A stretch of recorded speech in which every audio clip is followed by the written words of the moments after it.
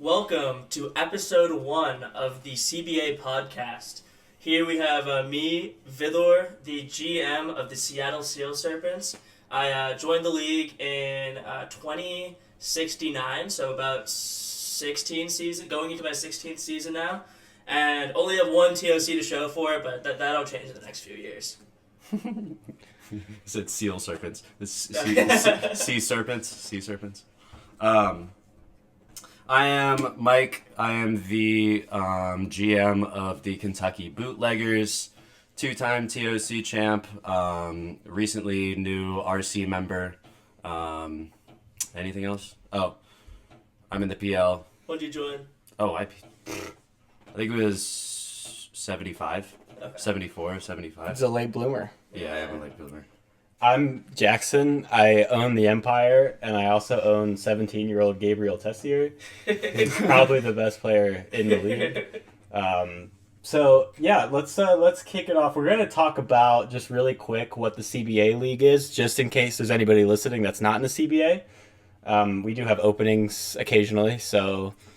The Championship Baseball Association's mission is to create a fun, relaxing game experience that is different from a standard MLB-based OOTP league experience. Drawing heavily from European football leagues, teams, and rules, the CBA will strive to create situations and experiences that are impossible to recreate in a standard quick start Yawn. game. That was directly from the Constitution. Yeah, we have a Constitution, isn't that fucking cool? But relative to that, it is a league with 30 fake teams and all fake auto-generated players through out-of-the-park baseball. But 30 real GMs who talk to each other very, frequently, very active league through Discord. We have the European soccer or football reference is that we have promotion and relegation. So if you're the top, there's 3 leagues, the BL, the SL, and the PL. Bottom gets moved up. Bottom gets moved down, top gets moved up.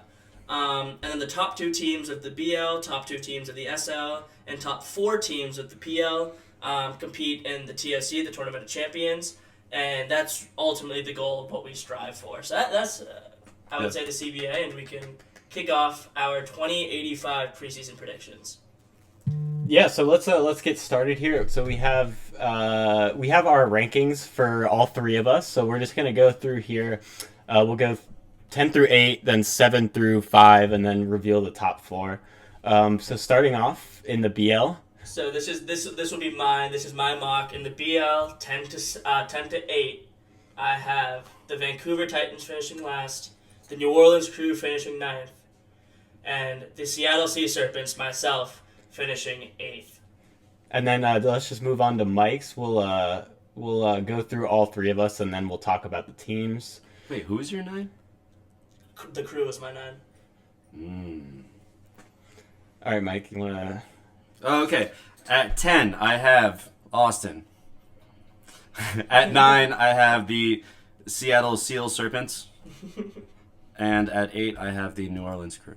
All right. And then the best list of them all, my list. I also have Vancouver 10, V's team 9th. I mean, I honestly think V could finish 10th too, and then the Crew 8th. So let's go over here to OOTP and check out the teams really quick. So let's start off. Let's start off where we have consensus, and that's in Vancouver at the moment. Yeah. So right now we still have all of the spring training rosters. So a lot of the prospects that won't actually be sheesh! Sexy. That won't actually be called up will be on these teams. So we had to go around that a little bit. So obviously Caleb Hawley's insane, and he might play this year for Vancouver if he can't loan him out. He's gonna have to loan him out. To loan him out. But who's he going to? Who do we think he's going to? Probably Carolina or Chicago, probably. And another question, worth a second or a first on loan? On loan, definitely worth a second, but the loan market by Jhunt himself has been screwed with the Tessier trade. Jhunt is Jackson, by the way. Yes, when we say Jhunt. I think my name in the league is Jhunt, so okay. I think they get it. But I mean, I didn't get any offers for a second. Anyway, let's go here. I mean, no one really on the Res team that's of any note. I mean, obviously he's got Holly, which we've already kind of discussed here. Just not really like no one notable, unfortunately, for Austin. This is a team built to tank. Yeah, it does look like a tanking team. This is a team built to get the 1-1 for next year. In fairness, we could also pull up his draft stock. Do we want to do that? Pull up his picks. Look at Brandon Malcolm. We'll talk about that later when we talk about the draft. Malcolm fell off a cliff, I presume. That's so sad. He Adam used to be so cool. Who used to be so good. Not falling off a cliff, but not very good anymore. Yeah, we were talking about it the other day. Like, since I got into the league, it's always kind of been, like, I know, like, the top players now, and all of them are kind of doo-doo booty cheeks now. They're all old. Yeah, I know, it's crazy. So it's just to sum it up, I mean, I don't really see much hope for Vancouver. Obviously, it's a tank here. Projected win total, I think he can get over the 30 mark. That's what it's at, right? You gotta get over 30. He get over 30. In the BL, I think if he decides to export this year, he'll get there. Shade. Okay, and then we had V had him sell, or me and Mike had V. Wait, 9. can we shout out one Vancouver player? Yeah, who are you talking about? Jerry Boner. He's a pitcher. Jerry Boner, that's hilarious, dude. Boner's still funny. Starting pitcher. Jerry Boner. Yeah. Look, his BABIP kind of looks like it's the boner sticking out. Hey, he's humble though. He's got a humble boner. Anyway. Okay. It's Bonner. Have you not realized it's Bonner? No, anyway, I did, but let's move on. So me and Mike, nice. Me and Mike have why 9? V at 9. Yep. Okay, and this will be our times to shine when we're talking about our own teams. So let's talk about. But you guys go first. You guys go first. I think I mean you're obviously still half tanking. V has already told us that a lot of his res guys that not him. Not him. Like Marty Hurd will not see the PL or the fucking PL, the BL team this year. He will not make none of these guys will make his major league team. Pierre, they're all ready. So if anybody wants them, please tell me, and I'll loan them out to you. So we have Eister. Interesting sick. thing about Eister, he drafted him as he kind of looked like a first baseman when he drafted him. He had 55 range, I believe. He had 55 range, and I put him in the dev lab, and he's been my only successful dev lab player of all time, and he got up to 65 infield range, and how he looks like, not only hitting-wise, I think hitting-wise will be, like, in the PL, you guys tell me if I'm wrong, like a 105 to 110 OPS plus player, but I think it's his defense that's going to make him shine as a second baseman, not as a shortstop. Yeah, so as you can see here, the scouting... he was a first baseman defensively, and then at second base here he had 40 defense. The dev lab, he just he sprouted up. I remember I didn't like the pick because I didn't think he could play second, but now he looks like maybe he could even play short a little bit. Like maybe in the BL he could play short. So Seattle definitely has some prospects to pull up. He should. He'll be able to compete next year. He is the mediocrity king. Yeah.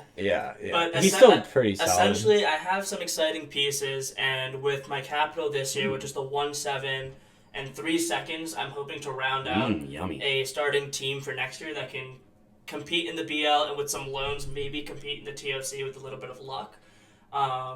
The only positions I need are the hard positions, unfortunately. I need third base, shortstop, and catcher. But loans can solve 2 of those. A good draft pick can solve 1. And my pitching, I have decent pitching in Mejia, Hurd, and Kehoe. And then a couple good relievers in someone like Yves Riviere, if you want to go to him, who has...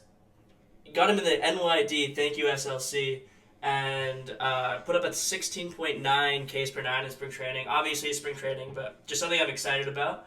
And then one of my favorite players on my team, if you go back to my pitching, is Jimmy Fleshman on the relief. 10th round pick, and I'm hoping he does something. I just hope he does something. Yeah, this guy sucks. All right. Honestly, both of them kind of doo-doo. So you are still the Steelheads in game. I didn't know. Yeah, no, I need to talk to Adam to get that. Adam's the commissioner to get that out of here. Adam, can we get that happen? Let's move on. So V had the crew finishing 9th. Me and Mike had the crew finishing 8th above V. And really, most of it was for me because I'm assuming that Crew's going to pull up some of these guys, unlike V. So I Douglas has to come up at this spot, but that's really it. Let's check out his minor leagues here. Yeah, Douglas, I mean, he should be able to hit like 40 home runs in the BL. Like, that's pretty crazy here. A former 6th overall pick. But Wow. Other than that, I mean, team's pretty mediocrity. Is that how you say that? Mediocre. Team's pretty mediocre. So 8th, 9th. What I would say is I have a few notes. New Orleans has an oddly good pen in Brian Jack, Mike Jennings, Danny Myers, and Bobby Cardona.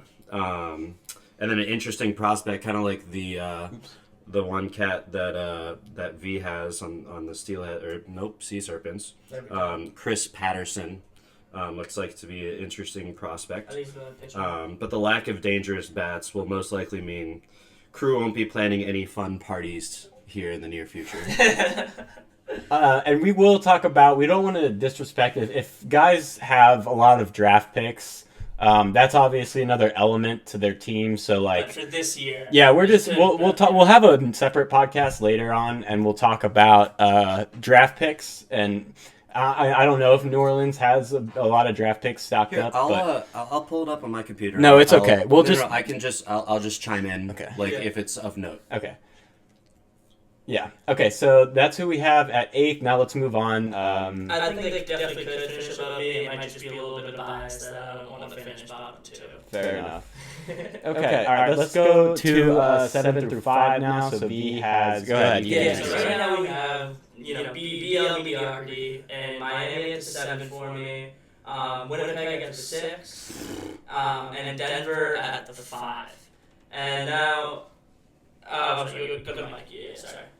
What? That's crazy. Okay, 7 I got Winnipeg Gold Eyes. 6 I got Minnesota Freeze. And at 5 I have the Miami Warriors.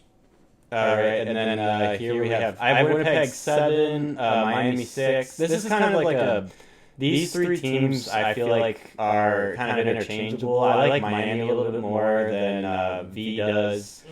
Mike definitely likes Miami. Miami's got a good offense, if I remember correctly. We can move on. Let's move over to OTP, and we'll talk about Winnipeg first.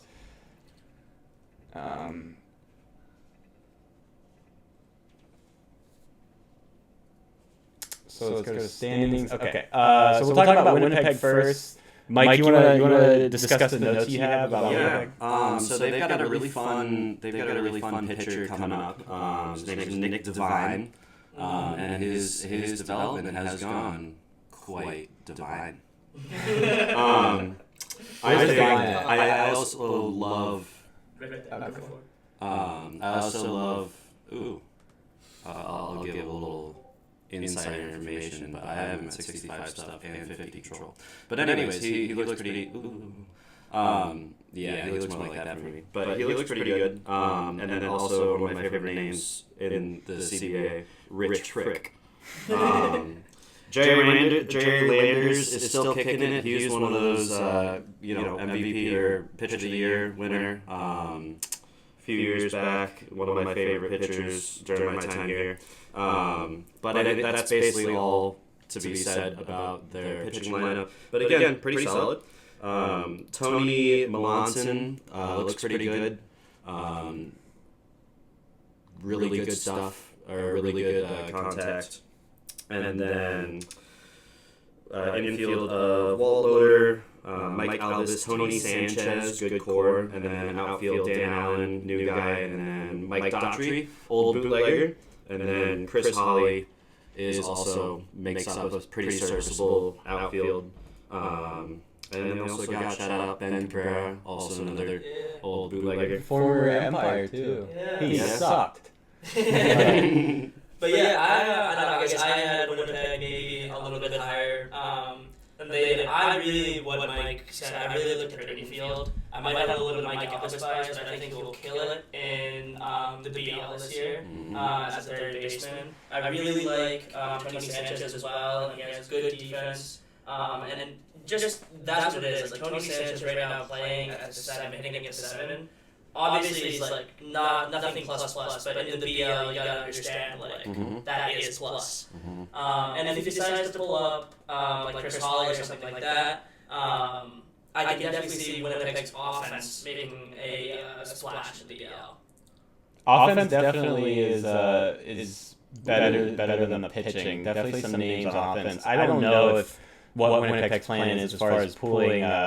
If he's going to keep some of these guys like Chris Holly, if he's going to keep him on his major league team. Even Loader could probably use another year in res, which is kind of why I had Winnipeg. Yeah, Loader's service started. He has to play this year. Yeah. Okay. So he pulled him up last year. So I guess I just didn't know if. I guess his service started too. So he will have some names. I guess I just like Miami's offense even more. So we can move on to Miami now. Which I think is disrespectful that we're moving on to Miami now. Why? Jason Milligan. Is that a pitcher? No. You don't know who Jason Milligan is? Dude, he's like top, like, no, lineups. He's a second baseman. He's basically like one of the best second basemen in the league, if you have different scouting than this. But I really like Miami's batting lineup. And I really think that that's going to carry them. Yeah. Pinelli is one of my favorite players. Love Pinelli. Yeah. I've hit him up about Pinelli a couple times. No luck, but. And then he's got CJ Zingston. Yeah, you don't see that type of power these days on OTP. And these types of archetypes that even though they might only hit like 250, they will have your 25 to 30 home runs. Yep. Especially in the BL. Yeah. He's also got another top 3 second baseman in the league in Jay Stevens. He got like 4.5 WAR last year, and then so the infield looks pretty crazy. 5.5 WAR. Are you kidding? So Jackson will play third.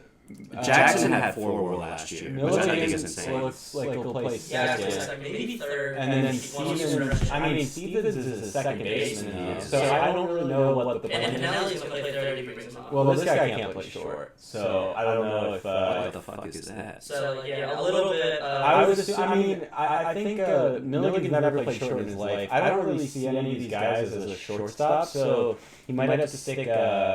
It would...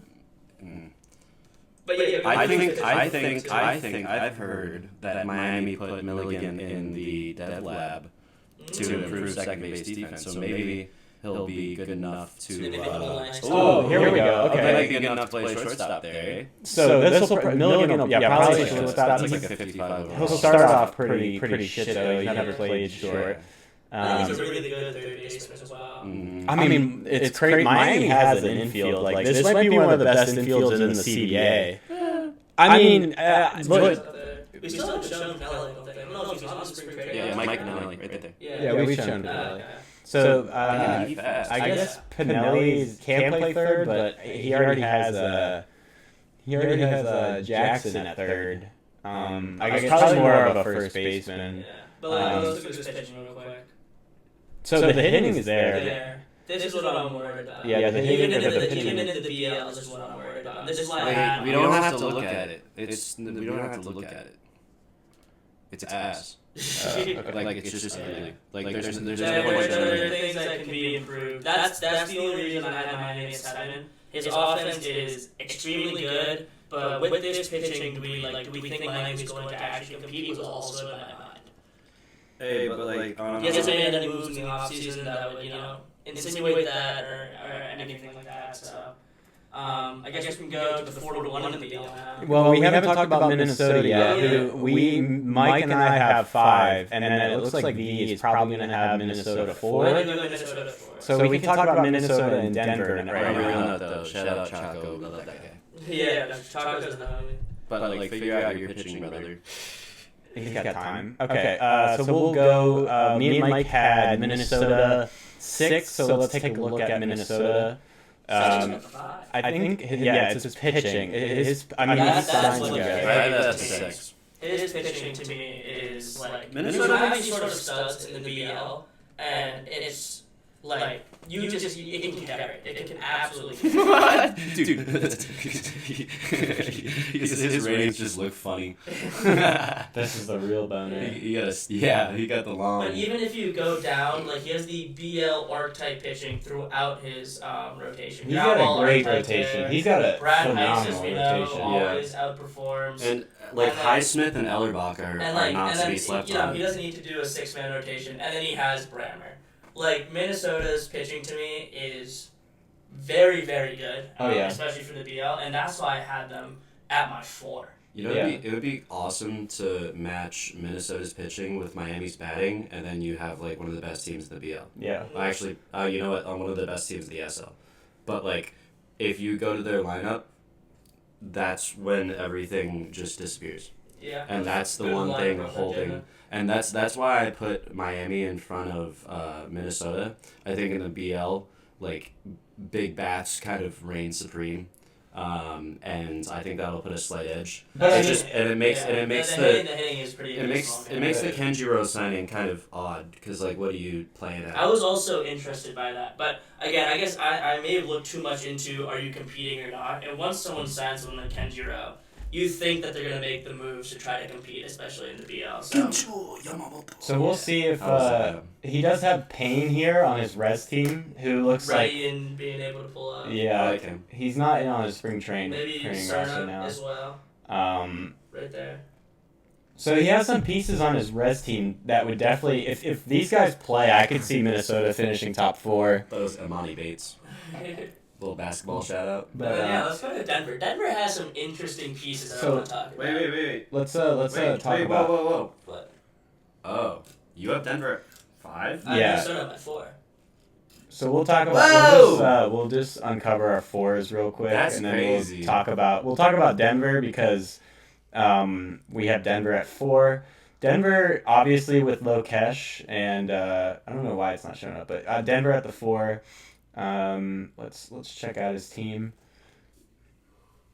Dude, Denver has one of the most intriguing situations ever. Because he has so he's got Lokesh, and then on his res team he's got Mansilla and I think it's Destin Lynch, who's also Beck too. Yeah, and he's gross. So nice. But then he also has Micah Beck, and he also has Gosha in his outfield. And he has one other cat that's good in the outfield. He's insane. Best catcher in the league. Yeah, but he's got such a clog up in the outfield. I guess you can throw one at DH, but what else is David Lynch? But what is Denver has the team, right? A team with so many good pieces, and if he wants to compete this year, Fleming got hurt. He has only a week. 1 week. All right, but the thing is, in the Discord, he has been trying to sell all of the time. Yeah, he's been trying to sell Fleming.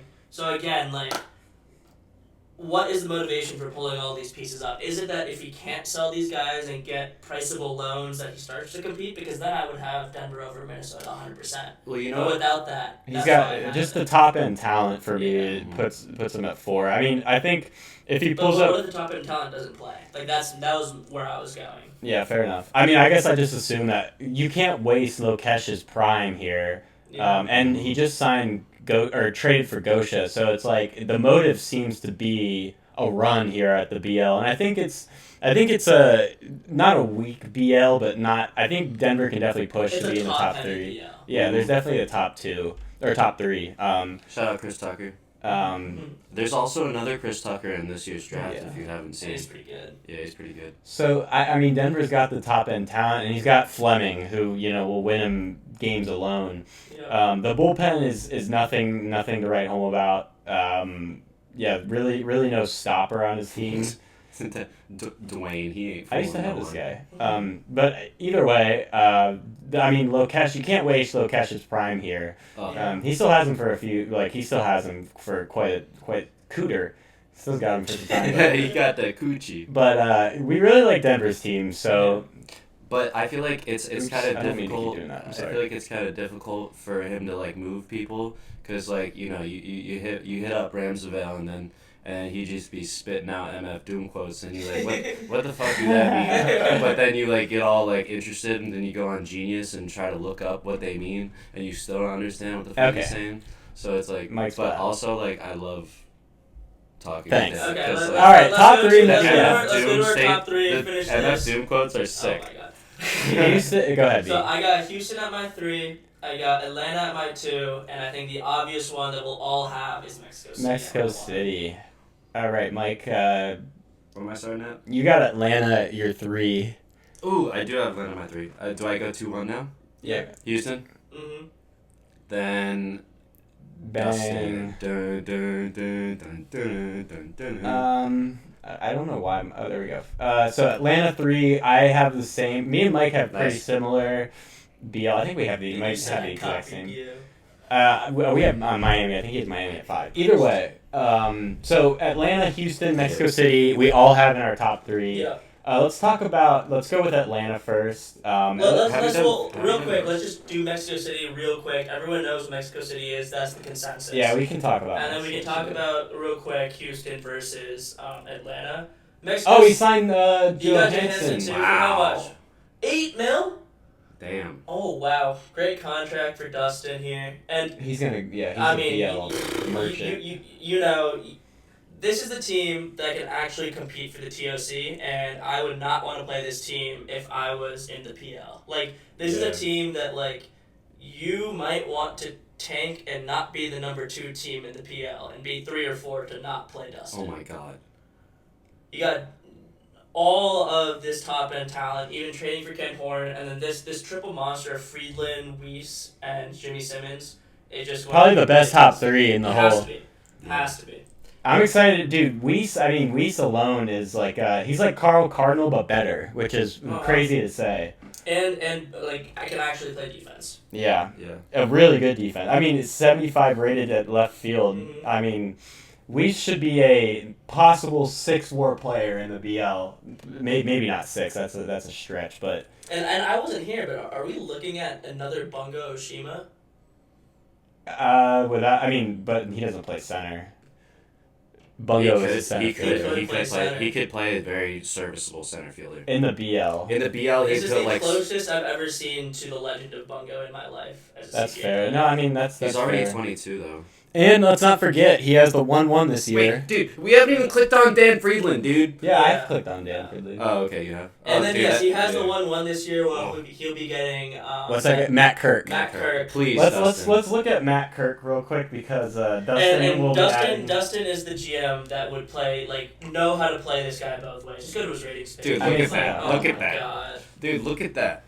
If you know how to play with this, that's like instantly like Like 7 oh war. my God. No, not 7 war. But No, like, if he could put up 7 war, dude. In the BL, he could put up in a full season. Another draft's a little bit away, but in a full season as a pitcher, I think he's like a 3.5 WAR pitcher in the BL, and another like 2 WAR player. And this More is him, than 2 war. No, as a hitter, but this is him now without even like deving. He could have 80 stuff. Yeah, He could have this 80 is stuff. him now. I will say he definitely figured out. He definitely needed to sign someone like Johansson because the starting pitching is really nothing And Josh nothing Hauser. crazy. I mean, I like Amila a little bit. I mean the pitch. Oh, I forgot about Parrish too. Well, I guess the pitching isn't anything. And then you got Nimrod. He did You got trade for Nimrod. Nimrod. Yeah, he's So, been I passed wish- around, dude. Nimrod has been everywhere. Yeah, he's kind of an Eskimo. So Wait, I want to shout out. So I found all of the trades that Dustin has made since taking over for J Dubs. He's traded for all of these players: Nimrod Williams, Ray Prito, Brian Farley, Mike Barnett, Ken Oren, Dave Rushton, Justin Jungle, and Avo Almila. It's a lot of baggage, but it is a light amount of baggage for that big four to carry around. So like he did a lot of really good stuff for Mexico City, and props to him. Yeah. I mean, I feel like his reputation precedes itself. Yeah, Dustin, I'm excited to be in the league with you. Yes. Man. This is already insane. I kind of want to take a guess. How much WAR will the top 4 accumulate this season? At least 15. Yeah, Like that's the low. 17. If I just had a line, like my line for Friedland's at like 4.5, Weiss is at like 5.3. Dude, Jay Stevens put up like a 5.5 fucking Jimmy more Simmons, seasons. especially if he takes 40 bags this year. He's getting seven more, dude. I think those four. I think those four could honestly put up over 20, 22 more. And he'll get Kirk too, which is pretty With stupid. Bash, yeah.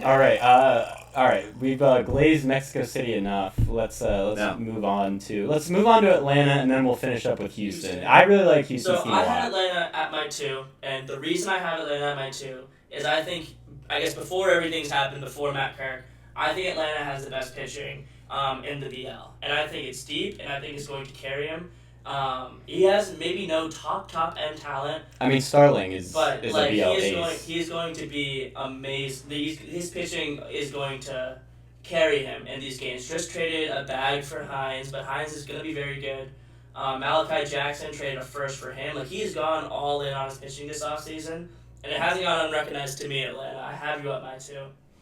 Yeah, the pitching is definitely there. Lambert's interesting. I'm excited to see how Lambert does with this profile. There's a lot of those type very high stuff and then low everything else archetypes. I'm a hater. I'm a high stuff, low HRA hater. Huge hater on that.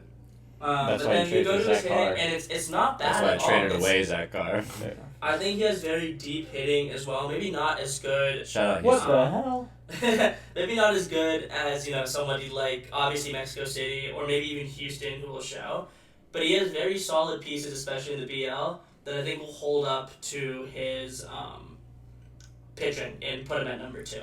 I guess for me, the hitting was not. It just was not as good as Houston's. Not even close. The hitting's not bad, but Houston, I think, has one of the better offenses in the CBA. Wait, before could you look at Colby Jordan for me? Is that a pitcher? No. Oh, I see him down here. So is he gonna play? Is he gonna play shortstop? Because Please you play him at you have him at third base. I wanted to shout that out just to make Especially with your your pitching, throw him in the middle of the infield. By the way, JD, I know you if you're listening to this, I know you just joined and you're making some good moves. So keep it up. And we love to have you in the league, man. You're one of the most active members. It's huge. I would do Colby Jordan at shortstop instead of what's his fuck? Curtis Roth. Roth. Throw Roth at second base. Yeah, like infield range will always reign supreme. But anyways, we can go to Houston. All right. Good things about happening in Atlanta. I think he should be able to make it out of the BL. All right, and then finally we'll talk about Houston. Sorry, we've been talking a lot in the BL. We gotta go a little faster for the SO. Well, I want to. I mean, Houston to me is I think can compete personally. I think can compete with Mexico City. He's so well rounded too. Like if you break down his team, like his infield defense is absurd. Yeah, so nice. And especially it makes up for the pitching, and it's all movement focused. Like you can tell Houston's team is built like one of those like classic Cleveland teams where all the pitchers have like really high movement, extreme ground ball, and then you throw in an insane infield defense. Like Houston. Like that's why I put Houston above Atlanta. I think Houston could even this is where it battle. matters for me. That Ricky Ramos obviously is huge, and he does have the high ground ball, guys. Don't get me wrong, but I just think this Atlanta pitching is the hitting for Houston is a couple tiers above Houston. Above Atlanta, but the pitching for Atlanta I think is a couple tiers above Houston. The one thing I want to note is I don't know Houston what the plan. Maybe you'll change this, but. Currently has Matt Ramos playing short, who can't play short. You have a shortstop with what's his name?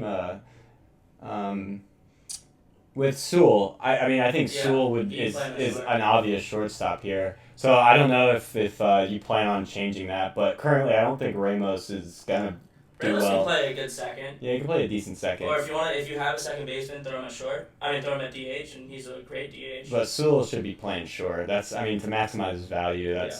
So, Houston, the offense is off the charts, I think. Houston, my dark horse TOC candidate. I like it. If he improves that pitching, maybe makes a couple of trades for Lowe's or something. Oh, he has Zach Carr now, too. Ooh, I did not see that. Yeah. I did not see that. Yeah.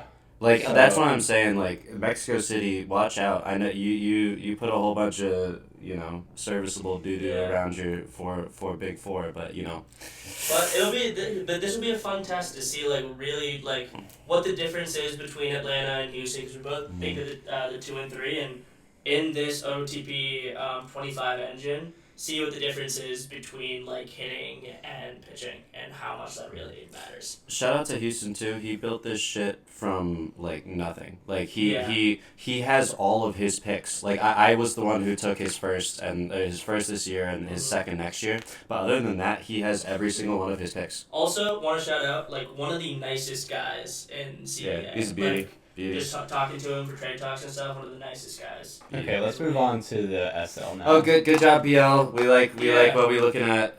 Deep analysis for the BL there. Yeah. All right, let's go to the SL. This might be a little quicker. But the 10 through 8, I have Atlanta. Orlando. Jesus. Los Angeles, which I spelled wrong, and Cincinnati. Los Angeles. Oops. That's mine. Yeah. Cincy, Oh, Orlando. Cincy at 10. Okay. Yes, I really don't like Cincy at all. I don't think he has anyone. Orlando. Okay, we have the same Chili's. bottom three now. As long as you're in the same tier. But I like the Chili's. I always like the Chili's, but... the Chili's. Okay, and then Orlando 10th for me. I got Cincinnati. I think we all have the same. We all have the same 3, and but they're all Chili's. different rankings. Yeah. So let's start off with Orlando. Are we cool with that? Let's start off here Yeah. with Orlando. Is there a Y'all better way sleeping to do on this? Orlando. Orlando's got some good pitching, dude. I love Scro. I don't know how many consonants. Dude, OTP just be putting random ass consonants together and putting a fucking vowel after it and oh yeah, that's a name. But yeah, Kelso's good and Eisenberg is also good. I like them. Eisenberg's a BL 4. I have one more note on them. They have a lack of defense and lackluster hitting. The really only thing that they have is Jason Bean, and Jason Bean is probably what's putting them in front of Cincinnati for me. Yeah, I just don't see anything special on the offensive. Good defense, though. Yeah, Mike Burns he's always looked like that in Midland. But yeah, I just don't see anything special here, in my opinion, even with Jason Bean, to be this could take him out. I don't think he's gonna pull anyone up. I think it's a perfect tank here for Orlando. When did he get Andy Vaughn? I don't know. I saw that last night. He passed around like a whore. Vaughn won't be able to play this year, obviously, but I think Orlando could very well end up with a 1-6 this year, and I think that'd be a great thing for him. Yeah. Okay. Moving along. Let's go with Cincinnati. Yeah, let's go. I believe I had Cincinnati 9th, just above. I had him 8th. So Steve Hensley's still throwing it. He's Yeah. 37. So what I liked, I think, because I had him at 8, was Kylie's sick, but I liked his relief pitching. I guess I maybe put too much stock into that, but I do like his relief pitching for the SL. Some big names that are older, but I think they'll all play well together when you have a lot of these guys. Dude, he had an insane bullpen in 2078. Yeah. If all of these guys were in 2078, it'd be insane. But I just don't understand. He's got a plethora of just mid pitchers, but it's not. I guess mid is. But it's no one that's gonna pessimistic. There are people it's deeper than it seems. And again, we're talking about what I have as an SL8. It's nothing amazing. I think B Hachtua should be Hachtua down to the BL. I don't see the offense really doing much this year. I don't know. I mean, you have Brian Duggan and Tad Hutchins, who I think will be serviceable in the SL as well. And Esteban Legra. Yeah, he has some pieces here. Yeah. I might be hating. Okay. Let's move on here. So next, we have Tyler. Tyler, our favorite CBA member, Tyler. Mm-hmm. Gagne, man, let's go. Wow. Yeah. Hey, thank you. I hope Gagne is gonna serve you well. He did last year. Should have 50 steals. Kind of same with kind of him, Chili's, Orlando, and who did we just look at? Cincy, kind of all in that it's bottom the same tier. Anything could happen. I don't see the Chili. I can see Orlando or Cincy, to be honest, going 10. I do not see I think Chili's will be fighting for relegation. I don't think they're gonna be subjugated to it. I think they have a lot of good veterans. I think if you look through the lineup of the Chili's, Gagne, is I think how you really say it. Egan Lang. Lang's pretty solid. Like he has a very what's the word for it? Seasoned. Yeah. He has a very seasoned JD team. Hoff. Yeah, Well, he like fell all off. of them have had like relative success. I mean, I know we're talking about a fucking video game, but still, like it's a pretty good, well coded video game. Like he's got a team that's been successful. Ooh. You know. Egan's not just this. That's gonna be like 320 average and a 100 OPS plus. Yeah, this I'm just not a fan of this ratings Bro, page. but he is one of very few bros who actually have 75 plus. Yeah, the contacts. 65 BABIP is pretty notable too. But I mean, I don't think this is enough to Jay, can really. you pronounce that name for me? Which name? The Edgigo- Dutch dude. No, go down. Are you trying to get me to say a word that I should say? Right there. No, before above that. Luis Van Luigi. Louis Sven Rulgesvig. I think you got it right. I'm not Anyways, gonna lie. okay. Okay. Yeah, let's go to the next. All right. 765. Yep. Okay, so this is where, even up to the 4 for me, if you guys want to go up to the 4 for this one, because I Yeah. think these 4 teams, I have Phoenix, and then Tampa Bay, and then Boston, and Indy, and these 4 teams is where I spent most of my time doing these rankings. I think those 4 teams could be anywhere in those spots, but this is where I have them. What was yours? Okay, it was Phoenix. You're dyslexic. Phoenix, Tampa, Boston, Indy. Wow. Okay. Mine's Tampa, then Phoenix, then Indianapolis, and then Boston. Boston. Yeah. Shout out to Shoreman. New GM. Dude, I love the new Boston GM. I think he is ambitious. Okay, you go. Actually, so, Yeah. Okay. I don't remember actually putting Phoenix 7th. Unfortunately, Adam. I mean, the fact of the matter is like he just got relegated out of the PL. It was a tough PL. But I could see Phoenix low key if he like pushed a little bit. I could honestly see him being able to push for It's a top also 3. Adam. Adam is a very reputable GM. He can You know what do I better said? than this if he wants. My one comment is Phoenix has an upside of being a 4, which I know is crazy looking No, at the it SL. doesn't. No, his team But, is he's like got Adam is Adam. But he has the upside of being a 4 because Adam is the GM. Shout out Adam. He's the only one from the CBA that we've met.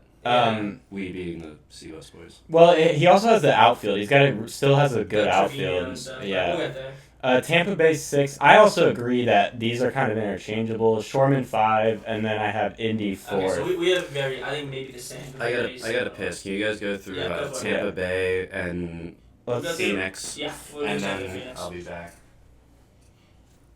I just don't have any. No offense, Greg. Yes. No offense, Greg and Adam. I just don't have much to note on your teams because they've kind of been the same as they've been for a while. This guy's very nice. A screwball. How many people do you think have a screwball? There's a few. I have a couple. Like international guys with Yeah, screwballs. that's what I was excited about when I got McLaren. He had a screwball. I would say. But yeah, go for it. I think I remember with Tampa, it's just like it's like a 4, 5, or 6 finish in the SL type team. Like there's not a lot of top end talent. I mean, Click on Murphy Barnes. yeah, well, other than Murphy Barnes, Yeah, no, and Murphy he has some good relievers here. Yeah. The relief pitching is pretty solid. I mean, it's a solid team. It's just like the starting pitching, man. Like I don't know. It's the starting pitching is nothing to write home about. Yeah, I guess he's got agree. a couple high movement guys. Like there's pieces, but it's just but nothing. it is exactly what it is SL mediocrity. Yeah. That's just To be what fair, it is. let me see. I do want to pull up. I like pulling up their minor leagues, making sure that we're just not missing any res Yeah. guys.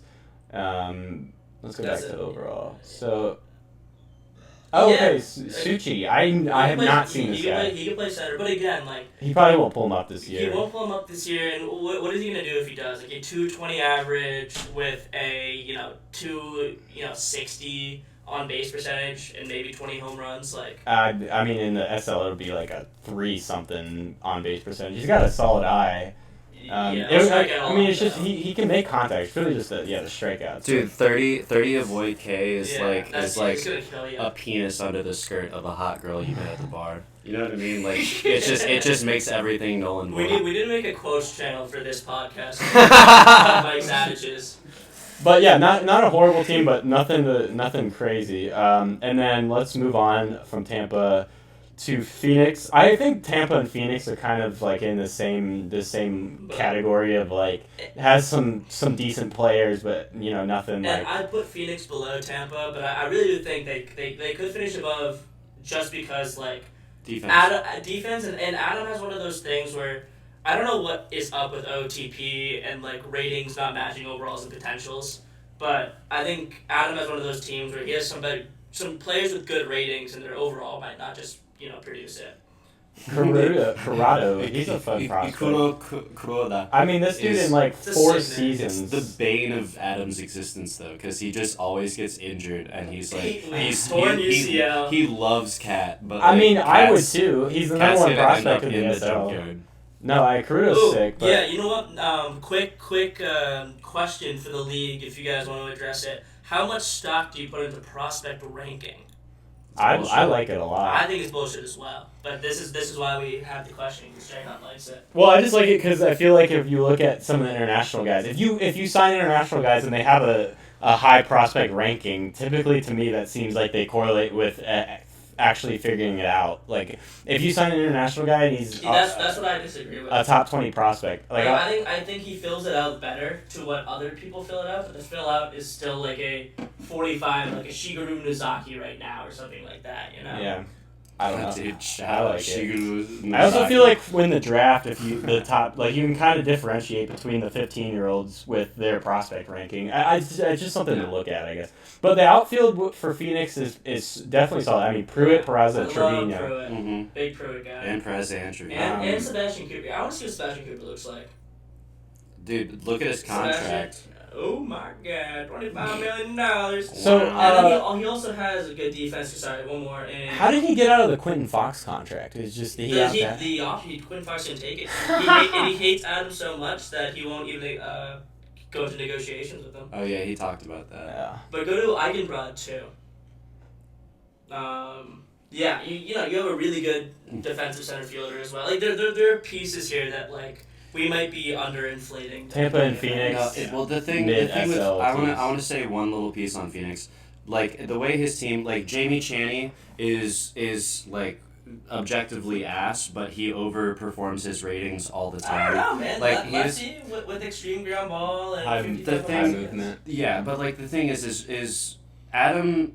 If you know Adam, his team will be well constructed, and it will have ballpark too. Yep, to his ballpark. And all of his players will have plus defensive ratings. Mm-hmm. So his team will always perform well.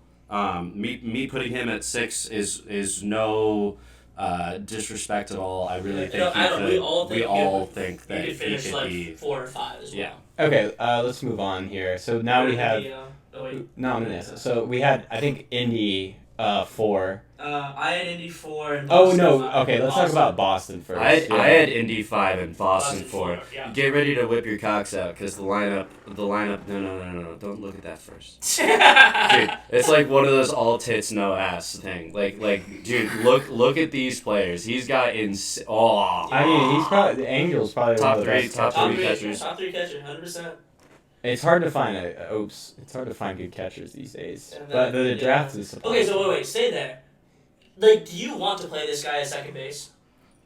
Yeah, he's not gonna be good, but yeah, I mean that's pretty sick. Like to me, this is in a competing team. If you want to like not competing for the SL, competing for the TOC. This guy plays first or DH. No, well it's the SL, dude, and he can do this. Like, okay, I have a huge write up in Boston because I love Boston. They're my 4. Okay, so Blake White, still one of the best center fielders in the game.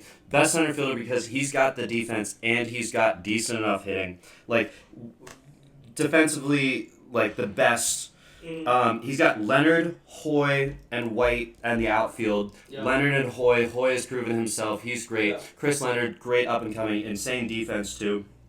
Perillo is good and up and coming outfielder. May not have a spot, but DH still exists. Wamhoff is yeah, and he started the major service too. So. But he's got 60 outfield range. Like, we could get creative here. Wait, who is Boston? I forget who Boston is. He probably should DH Hoy. Who is yes. But anyways, Lyman and Angel make Boston top tier in the SL. Bullpen and staff will be the downfall, but it's like one of those, like he has a staff and pen kind of like what Phoenix does, kind of like what Adam does. I like the gist of what he's going for, the people he's signing, like a lot of extreme. Josh, new GM Josh. Josh, yes. But yeah, I like what he's constructing. A lot of extremes. I like the ground ball. I really like Boston. I think, again, I have Boston as my 5, and, based on my rankings so far, I've put a lot of stock into pitching. So that's just a testament to how good I think his hitting is and how good I think he can be. But we can't actually just skip over the pitching. Like, the reason I have Boston as he's my got 5, Phoenix pitching. That's sneaky good. Yeah, but it's he's not. Phoenix. I don't really think it's sneaky Yeah, good. I'm not a huge fan of the pitching right now. Dude, Chaz Withers is He good. does have my favorite name in CBA. Ooh. Wait. How about Soho? Soho, yeah, it's a good one too. Let me check out. Wait, no. How about the orgy dude? Who did I wait? Okay, Anyway. give me 1 second. No one really in his minors. Oh, his name is Ace Orgy. You guys see that in random? Isn't that a sick name? Okay, Boston definitely the he has 1 through 7 is very solid here, and then but other than that, not much. So I think me and Mike me and you had my 5, Mike had my 4. Sorry, it's Ace Horny. Okay. Is his name. And Ace then Horny. Indy at 4. Okay, I am a fan of Indy's team. Okay, I really do like Indy's team. I think he could finish 3 in the SL as well. Over the 3 that we will show soon. But I really like his pitching, and his hitting isn't amazing, but it's nothing to like. It's deep. He has one of the best. I think he has in the league. good hitting. Like, And he has a pretty show. solid. It falls off a little bit after Rollins. He has like this big 3, but he has a big 3, and he has good pitching. I mean, Bowen. Which you have the depth here. I'm a big fan of Indy's team. I think Indy could even compete for a TOC spot if he wanted to.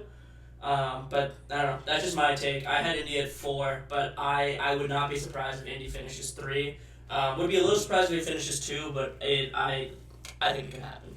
I think the reason I had Indy over Boston was because the pitching is just so much better. It's at least a tier above. Even like these back end guys, like he was able to construct this team to where he does not have to worry about pitching for years. Like all these guys have a lot of major league service left, and some of them might get that PL hit, but at the end of the day, it's 6 deep right now, and then the hitting is I would say almost just as good as Boston. So. Well, that is insane. I don't think it's that insane. That is insane. No, Boston blows that away. I think it's below Boston's, but I wouldn't. It's maybe a tier below. Maybe. Yes, but I want to bring this up. Indianapolis's defense is not that crazy at all. Like he has a catcher who's insane on defense, but like he's not gonna play. And then Brian McKenna's good. Yeah. Other than that, he has lackluster defense. Very lackluster defense. And I think that's something that Boston, paired with a decent enough staff, will get by with, and Indianapolis is going to struggle with, given how top heavy batting This all is look the at SL this. is. You think this is my issue with OTP. Look at Jason D'Amico. I was Look, at 45. look at Jason D'Amico's stats over the past few years. He's been kind of like nothing. Has So he been those playing in ratings the like field, cool, but it doesn't do much for me really. He's been bad actually. Yeah, like he's one of those like sneaky ass guys. I mean, he's still hitting for almost an 800 OPS, but Okay, well he's getting paid $13.5 million.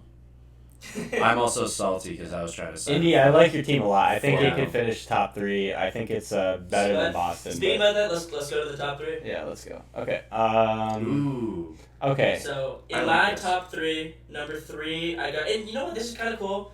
We have a consensus here about bottom 3, 4, middle 4 in the top 3. No, So it's crazy you put Cleveland at 3. for 3, I have Cleveland. For 2, I have Philly.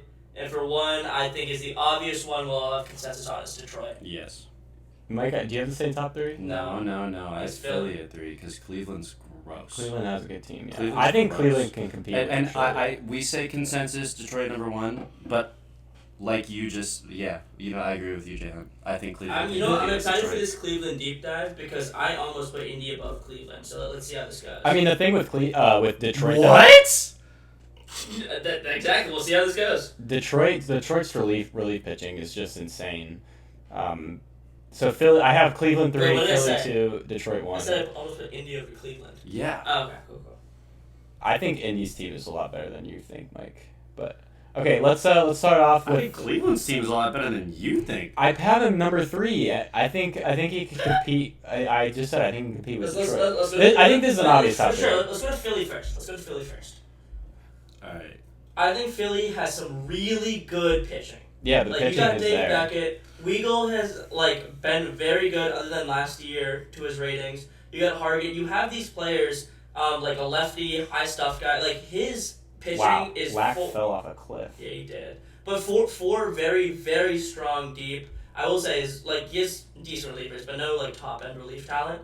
But I really love Philly's rotation, and in your pitching, that the rotation matters more than your bullpen, obviously.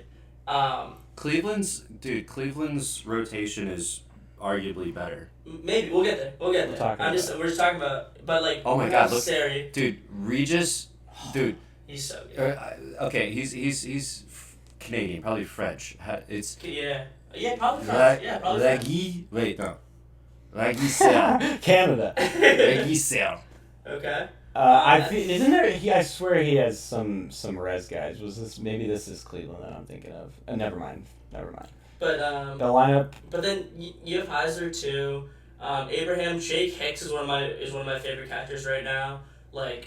He has the talent. I will say the defense scares me a little bit. Yep. On Philly, that was the biggest thing away from Philly for me. I still put him at 2.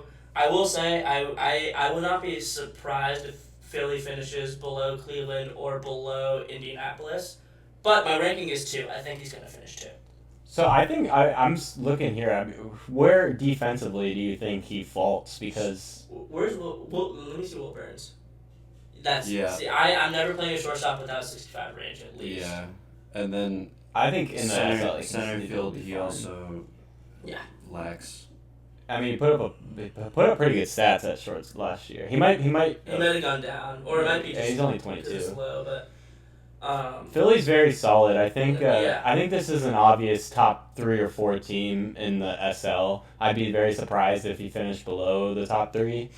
Me too. And it's just it's a well built team. I don't think it's good enough to compete in the TOC. No, I don't think so either. Matching up with a Toronto.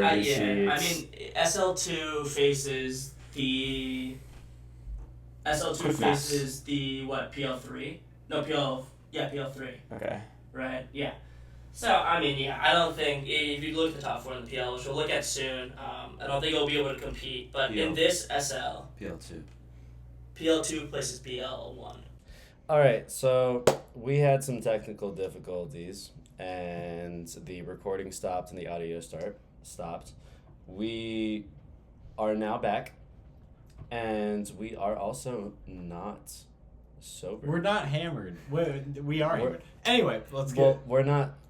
Well, you know what? This is going to be a fun little... No. This is a really good preface. Because we don't want to... Okay, so Mike thinks that Cleveland is above Philly. Yes. Jaya and I don't, and we're going to Mike. We were talking about Tony Fernandez, right? So what I'm looking at is I'm looking at a very solid pitching lineup. A lot of extreme ground ball, a lot of ground ball guys, especially in this first 5. And then a very reliable bullpen. But what I really, really like is the defensive idea that he's going with. We got some good guys here. Pull them up. Who do you like? I like a lot of guys. I like Seth Bobelik. I think Bobelik, if you look at him as a shortstop, he is an average defensive shortstop with below average hitting. But Yeah. keep going. Yeah. But honestly, Mark Yarbrough, No, Yarbrough's he's got himmy. insane Yarbrough's hitting. himmy. Steve Rockwell, good pickup from Carolina, very recent, 2 years ago. But yeah, he's just got a very well-rounded team that I think will just reign supreme over Philly. And I will say one of the players that this is one of my regrets. I believe in the 74 or 75 draft that I regret is that Victor Diaz has become one of my favorite. Has always been one of my favorite players in the CBA, and I think Look at that especially in the SL with that defense and even that average hitting, he's going to be a 2.5 WAR player in the SL. I just have a weird feeling. It's crazy looking at him and, And- seeing that he has 3 WAR every single year for the can past play 50 But years. also 4 Silver Sluggers. No Gold Gloves. We're talking about his defense and Gold Gloves, but his hitting that we're inconsistent about has 4 Silver Sluggers. And I mean, something to you be- guys don't like this much, but also, I mean, 15 steals in 2083, 7 last year. I mean, I will he say- can get some bags, too, a little bit. He did play in the BL and the SL, but other than that, Bags are bags. bags are bags. But I guess what we want to go to, in my opinion, and I'm not saying that this won't hold true. Again, they're predictions, but yeah, he's nice. But I think Atlanta's pitching is more of a tier above Cleveland's pitching than Cleveland's hitting is on Atlanta's hitting, and I think that's just going to be the That differentiator. makes sense. And I know that in these preseason predictions, have been more pitching focused. And I think, especially this podcast will lead to, and you guys can make fun of me for this verbiage, but a fun natural experiment onto what the OTP 25 engine likes on hitting to pitching. And I think I forget the matchup, but we had a fun one. I think it was Minnesota to Denver or something like that. And yeah, Minnesota to Denver in the BL. And I think we had that same thing in the SL.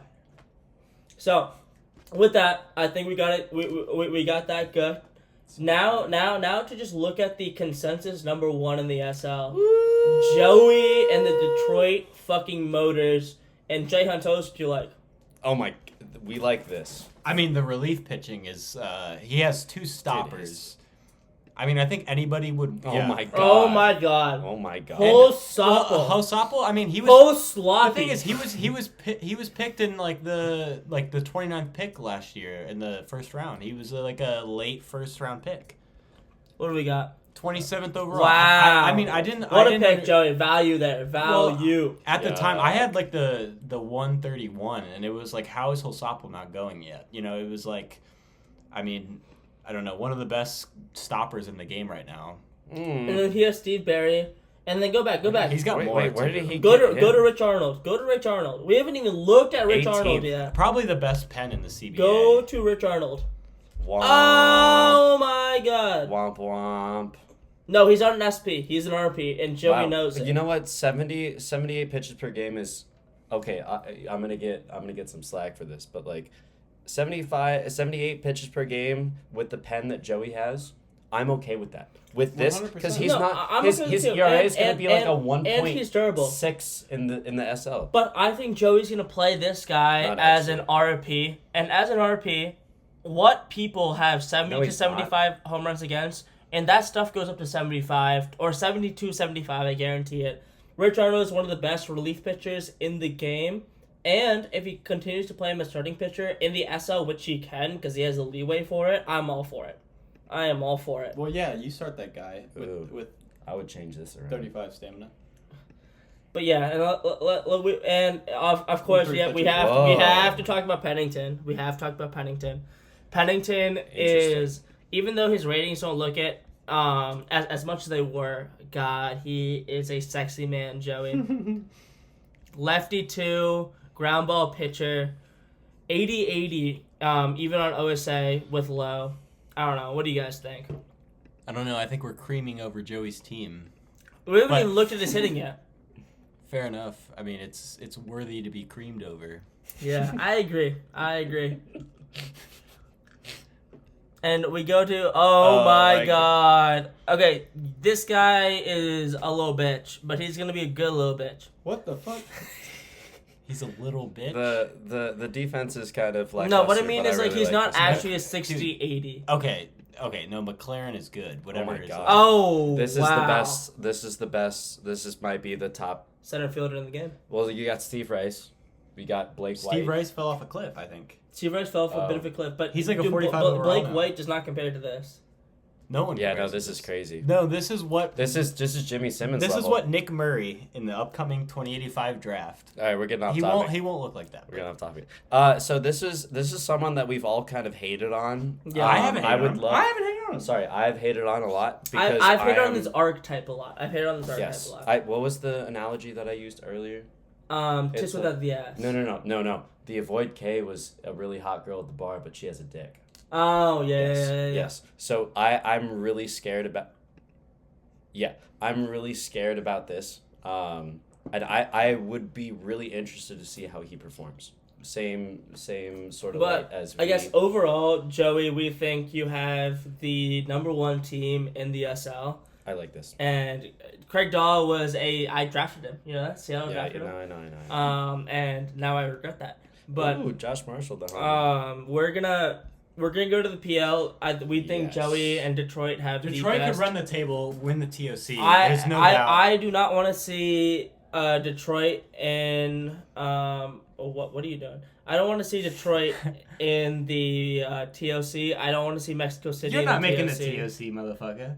If you did. Oh, okay. Okay, on to The PL the finally. PL. Do you want to pull it up on yours?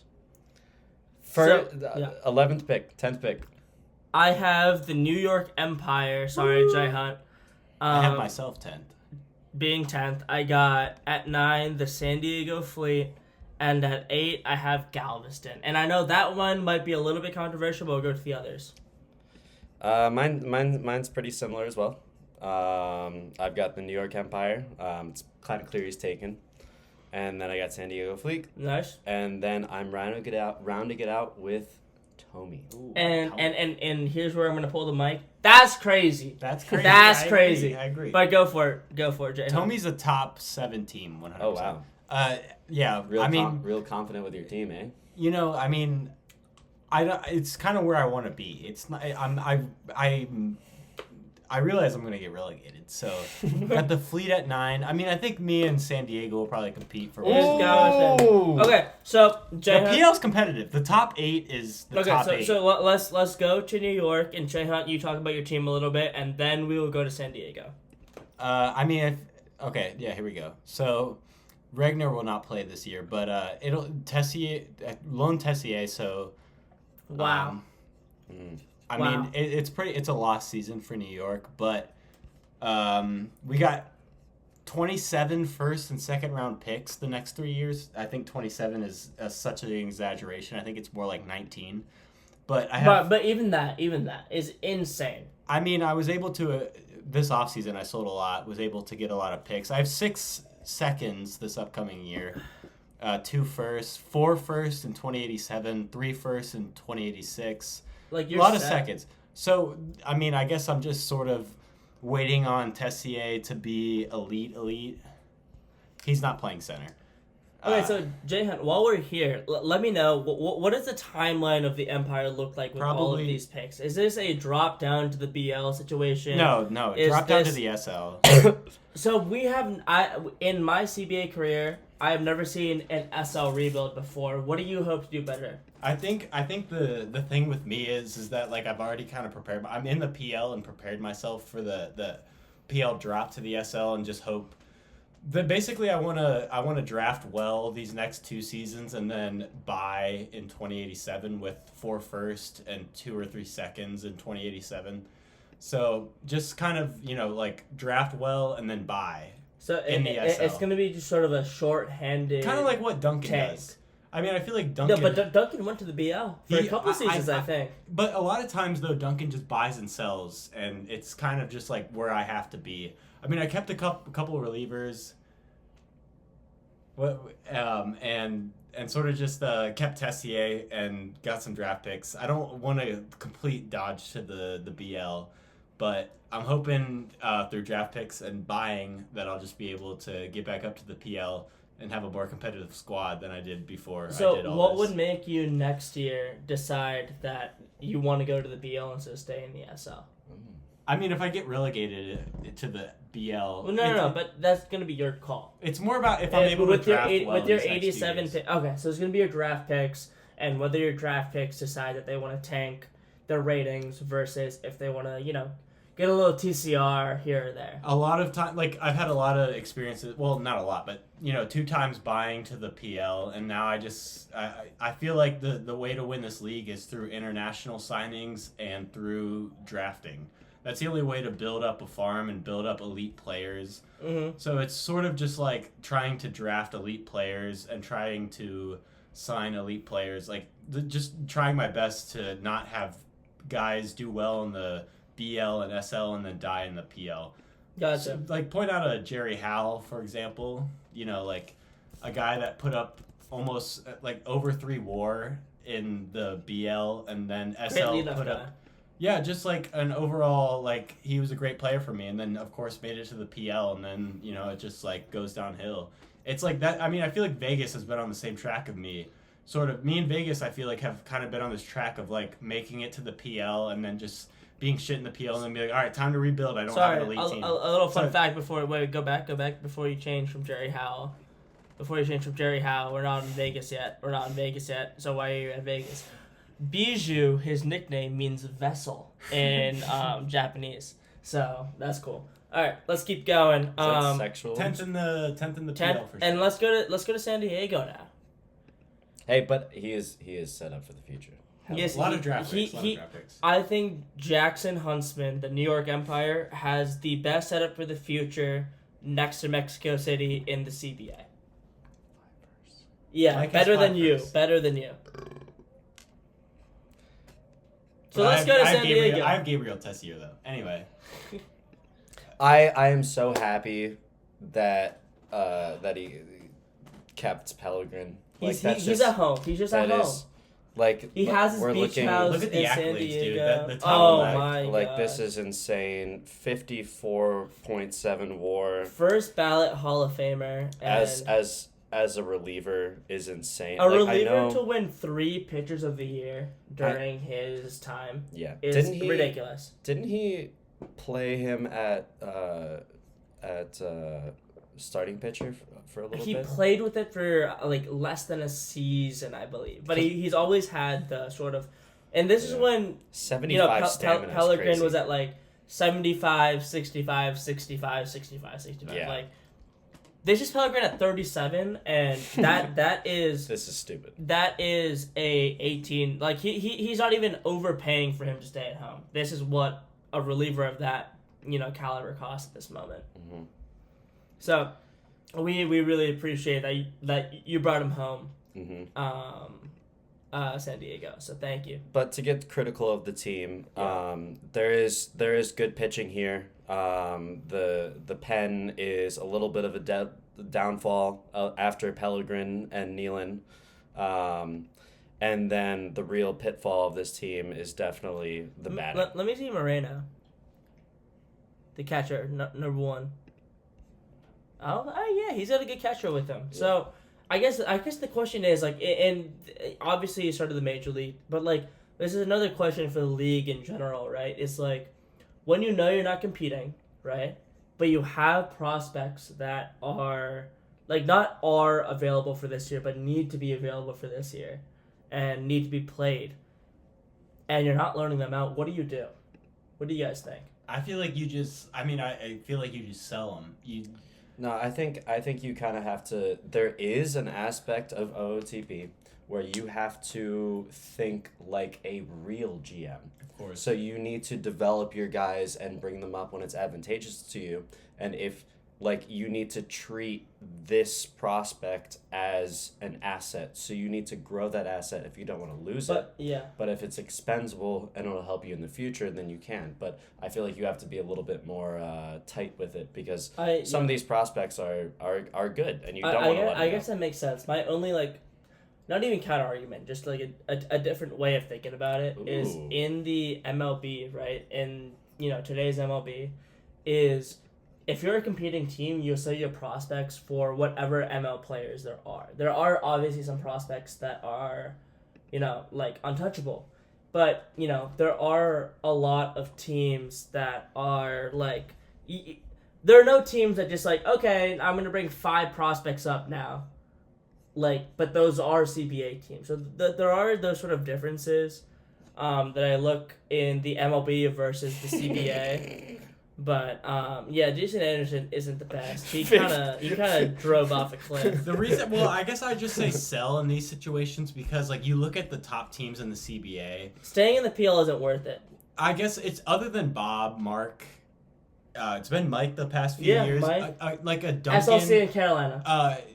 Yeah. I throw Tommy into the conversation. So, but Tommy doesn't really do it. I feel like Duncan kind of portrays this well, where it's just like selling hard, buying hard. Where it's just you know who I think exemplifies that is Joey too.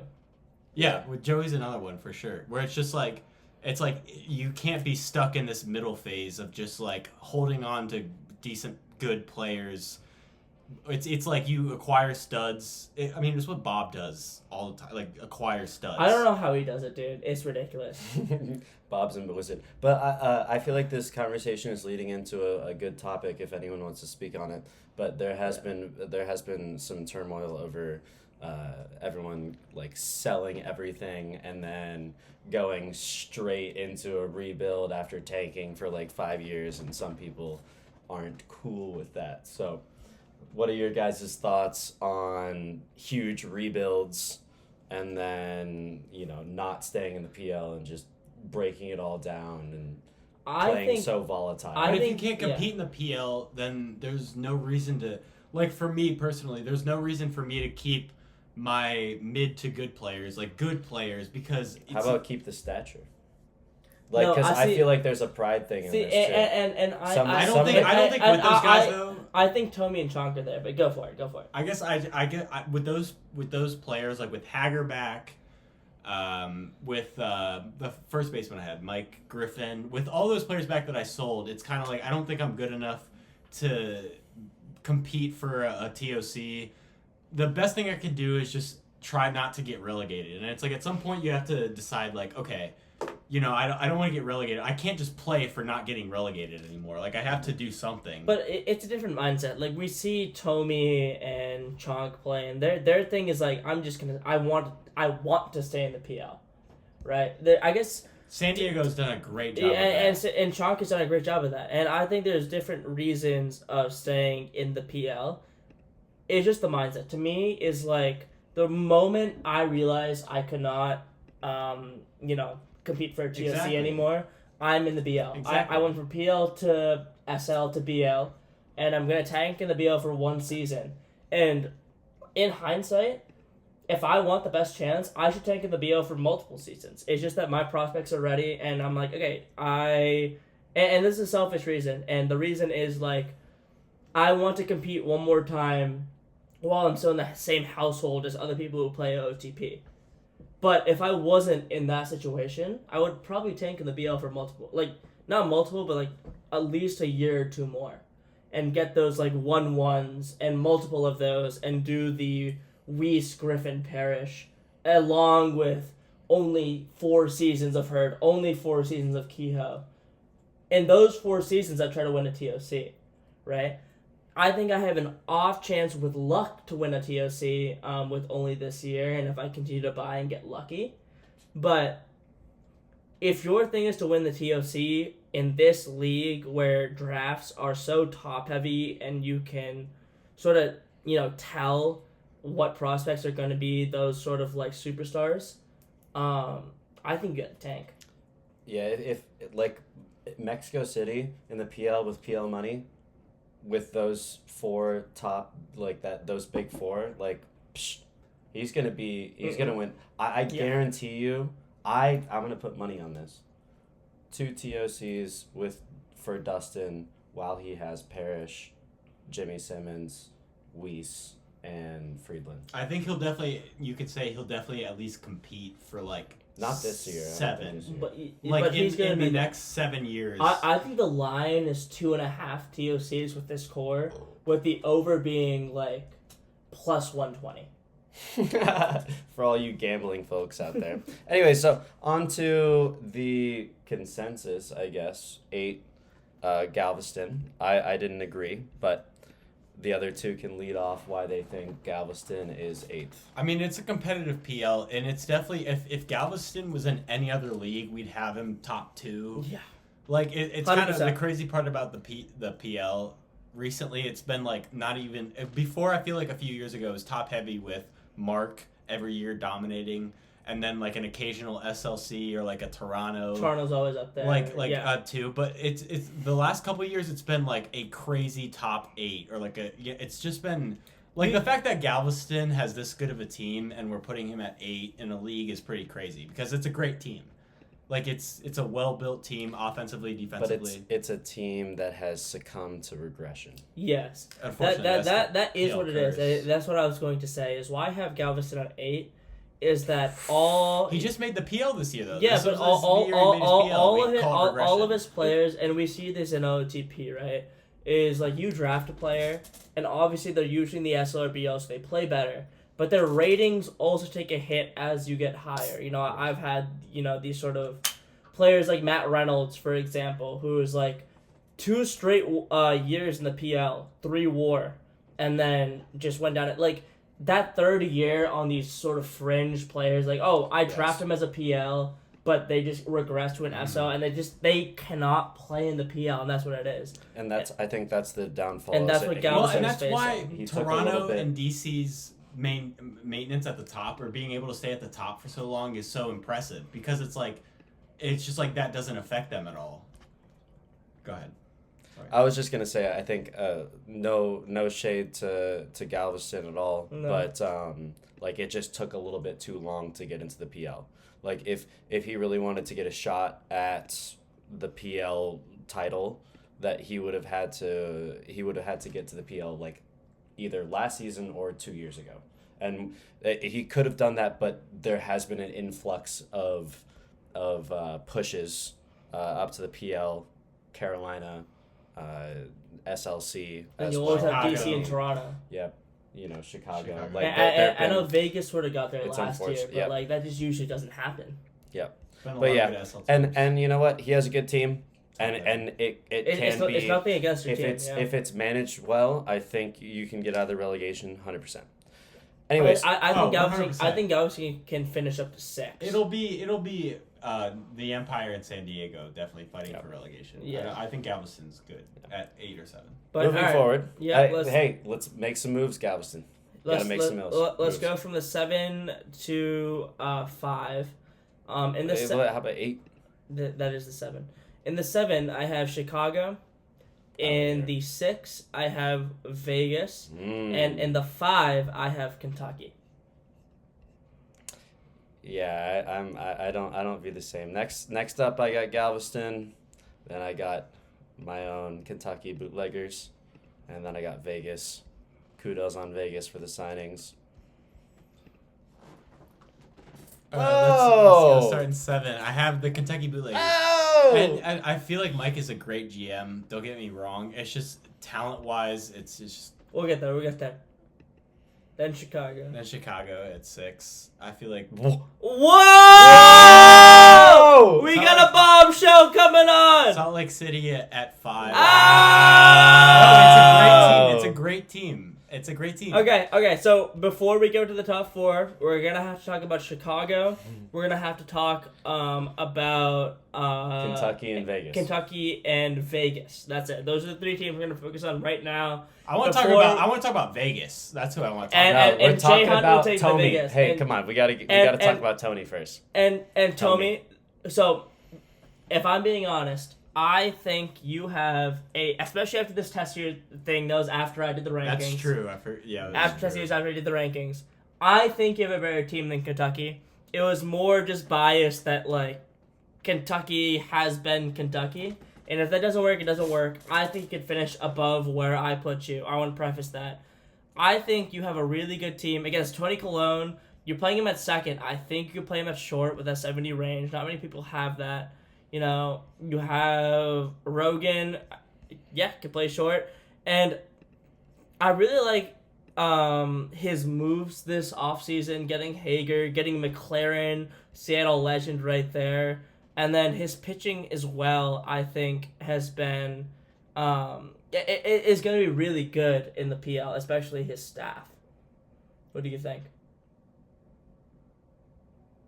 Mike? No, I really like Tommy's team, and I really, Yeah. really, really like Tommy's team with Tessier, and I also share the same sentiment that I think he is a more well-rounded team than the bootleggers. I think I have more pitching, definitely. Matt has gone unnoticed his entire career, dude. Oh my god, I tried to sign him multiple times. Like he's but regressed from what he was, but I'm a big fan of this cat. yeah, he's. I mean, the war tells it. Yeah. Yeah, I mean. After he went away from Tampa, I was like, I need to get him, because this was the switch to 85 and home runs against reigns supreme Over stuff, yeah. Yes. All right, moving on to Kentucky. All right, Mike, it's to you. It's my own team. We'll start with the pitching because it's good. Chavez won another pitcher of the year. I really wanted to get him that. Happy about that. You guys might be wondering, why did you go all out on relievers this year? I think relievers are huge in 85, and if you have a good bullpen, it'll heavily inflate your success in the league. So that's why I went out and picked up these cats. Aaron Hunter, loved him all. Like I've kept tabs on him all his career. Love the ground ball. Let's go back to Fuji real quick before I think Fuji is Manichiro Fuji. next. He was just this international guy who just came to the league, hasn't played a season in the CBA, just popped up, and Mike gave him the bag you need to give somebody like this. I think it's an overpay, personally, but I also think that this guy is, even though he's older, the next Pellegrin, and if anybody wants to compete, like, he is worth the money for a loan, like anything. Like, I'm high on this guy, and I mean, if you think it's the next Pellegrin, that's not an overpay, because there's no overpay for a guy like Pellegrin. yeah, no, Brammer's Brammer, there. yeah. Brammer's a person in the CBA, 100%. But yeah, and then the batting, I've got the shining stars of Troy Shelton. Wow, what a pick! hit me What up. a fucking pick! Where'd you get him? 117. 117. Wow. How do we let that happen, Mark? Toronto. Bob picks up there. What do you mean? Bobby Good. Bobby Good. I'm gonna do a little peek if anyone wants. Sexy man. Another development lab guy. Right? Yep. Defensive development. Casper's still kicking it. He's going for records And for Sittler, the right? Kentucky. Yep, and then I just signed Sittler to a longer deal. Hit me up if you want him. And hey, But I would love to stay in the PL. I want to be one of those perennial PL teams that is able to rebuild. I enjoy the idea of staying at the top league, to use that money increase and to try to create a legacy within the Premier League, you know? Before we hop off, let's look at that Grenier contract. Yeah, Grenier, he's dead. Oh no. He's Okay, so maybe it's not okay. yeah, but I mean, I still 1.4 like mil. that. Yeah, him- for that many years, him- I'll take that. him- And that's one of the. Hit my line, shouty. I mean, I put Kentucky 7th, and it wasn't any disrespect to Mike, because his team is really good, obviously. It was just, I think the teams above him, like, it's a competitive PL. And now let's go to Vegas Yeah. for those teams above him. Wait, did we... Oh, you guys put him 5th, right? I think I had Vegas 3rd, honestly. I No, no, had you I had- had Vegas you had- 6th. You had him above Salt Lake. Yeah, that was the, exactly. that So was we're the not offer. there yet. So I guess me and so you got to talk about Vegas since you had him so far Because above. you like him so check much. out the offense real quick. Hold on, we just got to talk about these heavy hitters real quick. I mean, can we not talk about how Mike Griffin, 30 home run hitter, Lions overplays his ratings, and his He ratings are does. still good. I mean, how often do you have an MVP, Silver Slugger, and Gold Glover? It's what's his face from Phoenix? Who was the guy who was just insane? Quentin He Fox. just signed. Quentin Uh-huh. Fox was insane. I just think all around better team. This is the number Salt one. Lake City hasn't been starting pitching. This is the number one offseason guy in my book is Las Vegas. Yeah, no, he definitely agree. wins He the bought. award for the best. Because like I was For the trying best to get, offseason. I was trying to get Cardinal. I thought I had him in the bag. And then, Hey, and I then mean, if we're Vegas gonna talk came about by. Cardinal, we have to look at that contract real quick. We have to look at that contract real quick. Oh my God! It's a funny Is contract. this Juan Soto? Oh my God! It's Juan Soto. 50 Holy mil, 75 mil for 2 years. Oh, is he gonna opt out? Oh my God! No way. All I'm saying is, He's definitely taking on that 15. if Vegas thinks that this is the right time to buy, this is the right time to buy, and if he makes the top 4, good for him. Yeah, good for you, Vegas. we- Like, I mean, it's a really good team.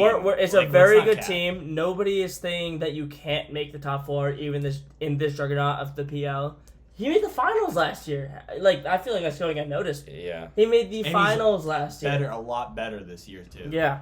And I know he was in the SL and maybe got lucky since he was in the SL, but if he makes the top 4 this year, he has the chance. Don't be surprised. Don't be surprised about Vegas. All right, so we're gonna go 4-1. These are my TOC spots for this year. In the 4, I got Carolina. In the 3, I got DC. In the 2, I got Salt Lake. And number 1, I got you, Bob. Boo. Bob. Bob.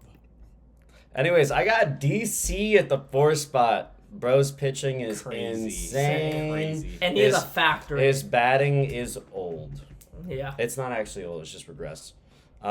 Carolina has an insane team. Dark horse to be number 1 PL spot. Yep. I just don't really understand why his team always underperforms. But at the end of last season was fucked.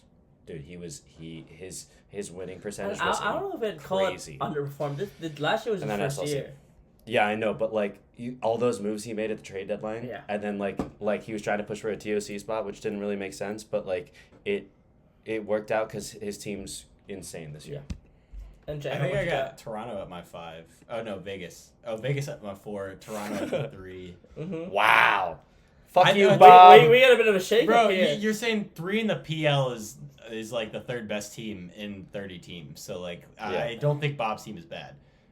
2, I got Duncan. Duncan's team, honestly, like I got DC. at Wow! Wow, All right, you're probably a Warriors fan, aren't we you? know who's gonna be talking about DC. We know who's gonna be talking about DC. Let's start with Carolina. A great team in Carolina, and what I want to preface in Carolina is this team, and I think these guys will agree. This team could win the TOC this year, and nobody would bat an eye. I don't think they'd finish number 1 in the PL in the regular season. I think they could finish as high as 2, though, and I think they could win the TOC this year. Should have pushed harder for Tessier. That's all I'll say. Should have given me a second. Anyway. But Carolina has everything that you could want on a team. You got top-end pitching. You have top-end relief talent. Yeah, look at Kanda. You got top-end hitting as well. In Rosen. And, like, Rosen is, like, just because he was a Dev Lab guy, one of the least talked about players in the CBA. Like, this guy is insane. He has top-end talent everywhere. Carlos Gutierrez has been one of, like, the more, like, not LeBron, but, like... How old is Almonte? Sorry. But, like, just, like, he has a lifelong to him, where he's always good, and he has top-end talent everywhere. Ruben Melendez, oh my god.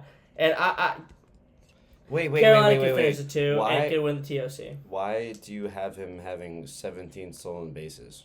This dude should be stealing like at least 40 bags. Well, because he only played 67 stealing games. Oh, has he been injured? I don't know. He only played 67 games, though. Interesting. But more than that, even if he played 67 is- games, Carolina, come on, brother. What contract? Duncan, This is what a are we really doing? good signing. This was a really good signing. What contract? 2 mil? Is that? Yeah, this was this was an international free agent last year. I was like trying to get him, but I just waited too long. He's signing for 2 mil a year. He signed him this year. This guy's insane. Mm-hmm.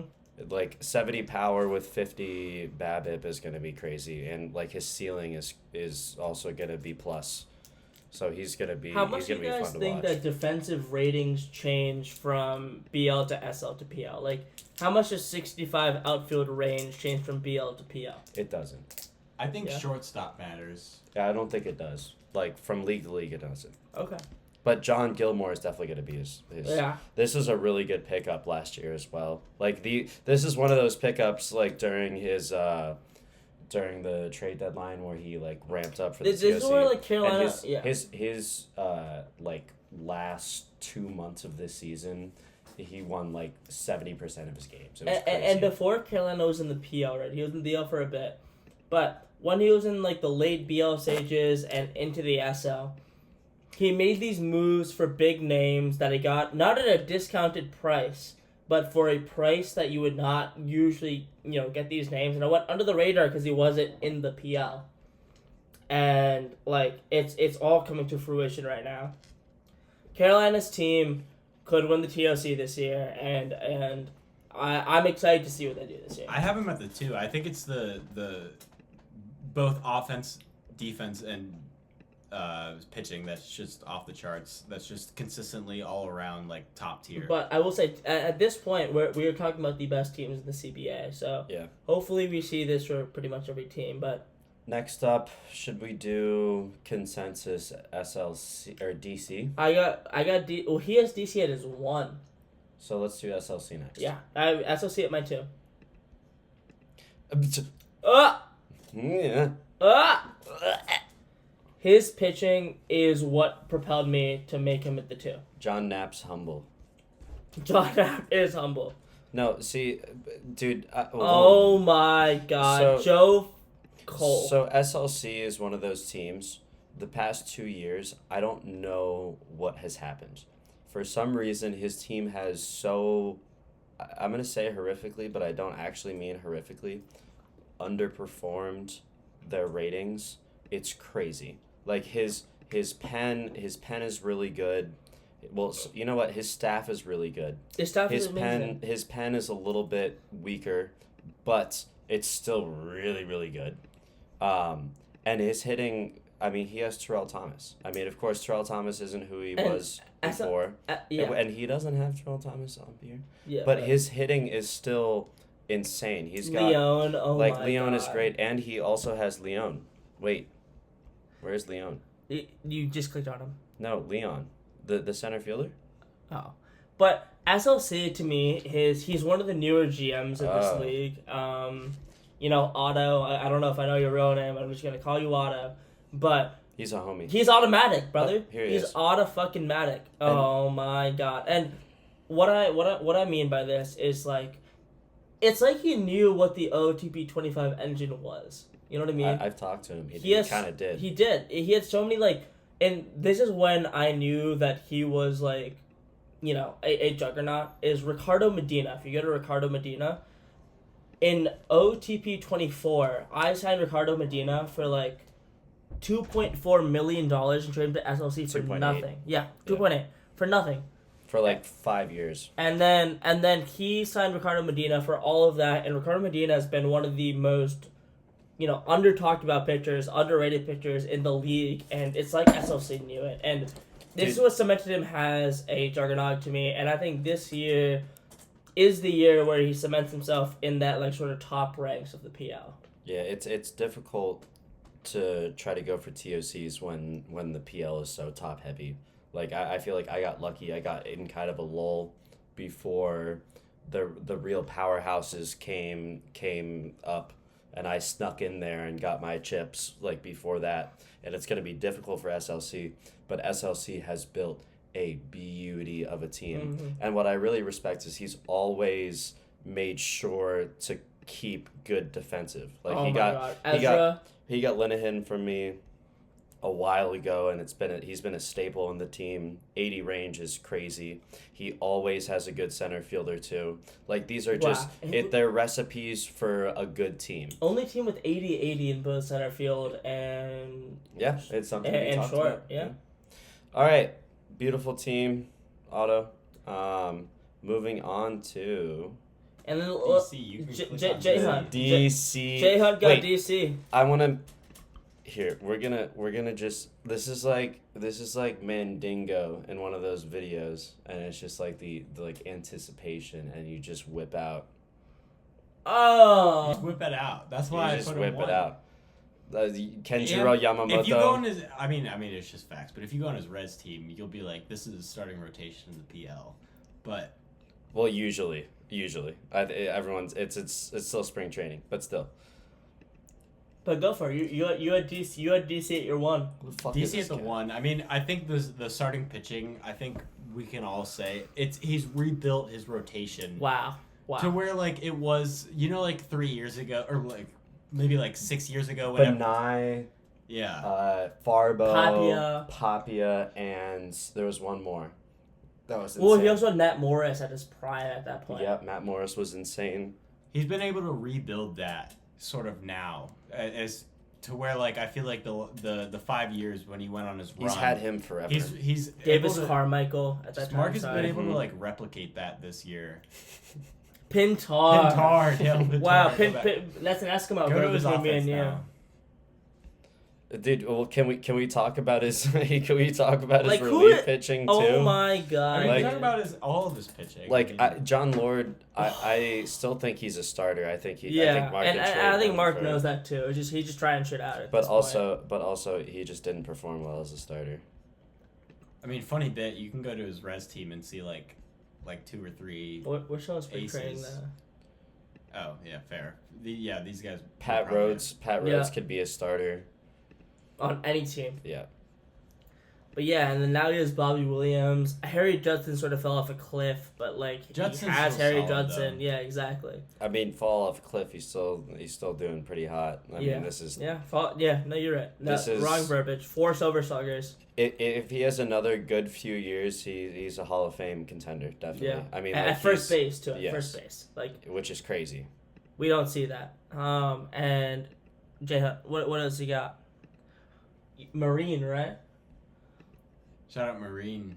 Yeah, Tony Marine. Oh my God! Exactly. The best player in CBA. Oh Like, my God! Mark is the only one, and you realize this in the Discord. Mark he literally said, I think today or yesterday, at the time of filming this, I will pay double what you guys have paid for international free agents. I'll pay double that in money. This is Tony Marine. It is that sort of like Real example quick, of what Mark. I want to plug Mike for a sec. Mike is one of the best drafters in the CBA. I told him this. Literally, maybe the best drafter in the CBA. Mike has not, Kentucky, has not been able to capitalize off of international free agents, top-end international free agents. And I think it's the only thing keeping him from Mark and Bob level in the CBA. Is like, right now his farm... his farm is pretty depleted. He's been able to accrue some draft picks over the last couple of years, but the farm is pretty depleted. And it's like if you get guys like this to maintain the international free agent guys, the top end talent, to be able to maintain that farm, it's what DC and Bob and what Toronto does every season. So, I mean, that's just how they say in the PL: good drafting and signing the top end free international guys. But yeah, I mean, Mark has a Mark. I mean, it's the pitching and then like good enough offense. It's elite pitching and good enough offense. It's also what SLC has, and that's why it's like the top 5. That's why I mark it my 3 and not my 1. It's like it's good enough. But if you go to my 1, and we'll get there. Toronto's pitching to me is good enough, but its hitting is there. But let's now go to the 2. Oh, there's only Toronto left. There is only two. All right. Well, there's only one team left, and it's natural that the last team we go to is the TOC winner of last year. Me and all the homies hate, but no, I'm just kidding. No, Bob, you're just too good, man. They hate us. Bob, give us some of that welfare you got in Canada, bro. Like, this is insane. Oh my God. I got you at my 1, and his team is crazy. Hello, darkness, my old friend. He used to be black, by the way. He did a Michael Jackson. By the way. Bucky. But let's just start at Bob's number 1, and that's his offense. Oh my God. He has Bobby Thompson, who has been one of the best position players, especially at shortstop. Don't rub it in. of all time. Not of all time. Of all time since I've been in the got him league. if you didn't trade me Cortez. I should have had this guy, but I traded for Bobby Cortez. Just and because lost out on Bobby Thompson. he wanted to just compete with me. Yeah. But Fuck he's got Bobby Thompson. He's got. Let's keep going through the list. Let's just keep going through. And by the way, Garrett Flannery. this My God. this is without Carl Cardinal. Yeah, imagine Bob with Carl Cardinal. Like, we got Garrett Flannery there, and we got Steve Rice, who's going to be one of the best right fielders in the league. We got, who else we got? I don't even know who this is. No, this is the guy from last international period. He's getting paid a bag. Oh, wow. All right, But Bob, one mishap from you. No. But what this is, it is guaranteed WAR. Like, he will put up 3 WAR as long as he stays at these ratings for the rest of his career. A little bit of an overpay, but to have a team like this without reliable pitching year to year is always insane. Like, this hitting is You got to unmatched. sign those guys to be able to maintain. I think the reason Yeah. I have Bob at 1 is I think Bob... This is what fucked me in the TOC and you guys last refute year. this, is that I think Bob has the best hitting in the CBA. Bob has the best hitting in the CBA. And that's what kept me at the 1. I think Carolina can rival Bob. Maybe. Bob thinks this guy's worth 3 firsts. Honestly, Chicago And 2 has international good guys. lineup. I'm just kidding, Bob. Jokes. We love you, Bob. But yeah, I mean, there's just... And Bob, these guys with Bob will always overperform as well. Like, he made a statement last year. You know what's crazy? He signed Francis Espinosa for no For reason nothing. at all. For like a 4th. For Like, you want to lead off, Bob? You have Garrett Flannery. yeah. Like, what are we doing here? Yeah, I don't know. Backup's backup.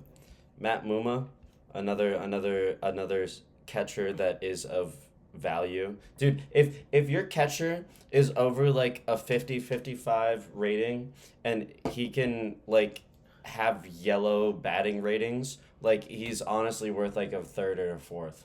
Like the catching market right now in the CBA I think that's going to change is the next couple of stupid. drafts, though. Yeah, no, well, thankfully. But let's go to the pitching where the quote-unquote downside is. Whitley has always performed over his ratings. No. Whitley has done exactly how he should perform. Like Whitley's great. He's just fragile. He's been injured a lot, but Bro doesn't want to go to his head scout. You don't want to show the ratings off. Let's see the. Well, he is old. He is older. And he's better. No, I've always wanted Whitley. When I was gonna trade Chavez to Bob, but I realized that was a bad idea. I was trying to get Whitley from him. Jim Whitney, shifting the blame to Jhunt. Oh my God, is one of the best relievers in the you did game. not tell me Whitney went to this. Yeah, This is what Whitney is now. Yeah, and Are you serious? This was also in the Cortez trade. Oh my God, you could have Bobby Thompson and Whitney on the team. Prado was in there as well, and then like. Oscar Prado. who is this for? 2 or 3 first. Who is this for? Cortez. Bobby Cortez. Okay. Yo, how do you pronounce this guy's name? Jhunt, you got it. It's Kviska Moskowitz. Yes. Willia Mestovian. See, I was talking about this earlier in the fucking podcast. OOTP likes to throw in 3 random ass consonants and throw some shit at the end of it and be like, oh yeah, that's a name. This dude's from Balk Springs, Texas. I'm from Texas. I don't know anybody by that name. You also have a weird name to be from Texas also, though. Yeah, that's true, because I'm colored. Yeah, but that's different. Yeah. Okay. Anyways. I mean, it's a great team. Curtis Paso was a okay pickup. Good to actually have a rotation.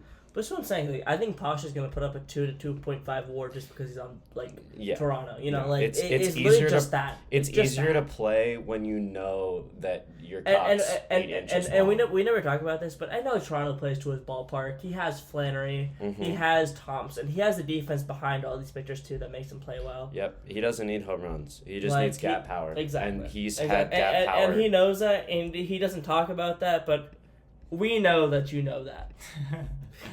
Yeah, get exposed, Bob. Get exposed. Look at that gap. Look at that gap blue, power. green. It's But okay, well overall, This was our CBA predictions. I Ended with a Bob exposal. I like that. Thank you guys. If you for actually listen listening. to this whole thing, like that's Dude, crazy. And if Hey. you only listen to your team, I don't blame you. I don't blame you at all. I would We'll have the we'll same try to thing. come out with timestamps, but please hit us up individually or like I don't In know. general. Hit us up group in chat.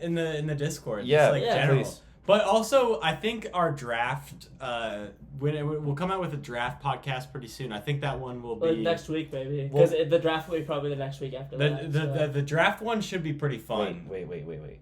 How about let's not release it until the draft's going so people don't get our insider information?